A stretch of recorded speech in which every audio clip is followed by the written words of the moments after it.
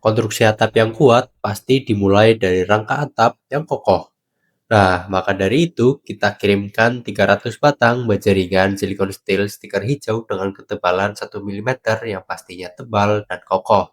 Fondasi yang baik untuk hasil yang maksimal. Pengiriman baja ringan ini menuju salah satu rumah bidan di daerah Setu yang sedang direnovasi.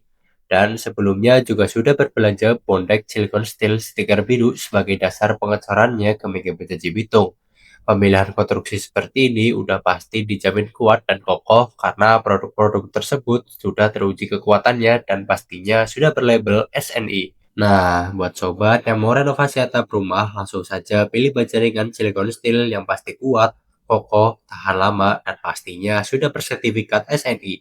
Dan baja ringan silikon steel ini juga tersedia di Mega Baja Cibitung dengan stok melimpah dari stiker pink, kuning, merah, hijau, biru, hingga platinum.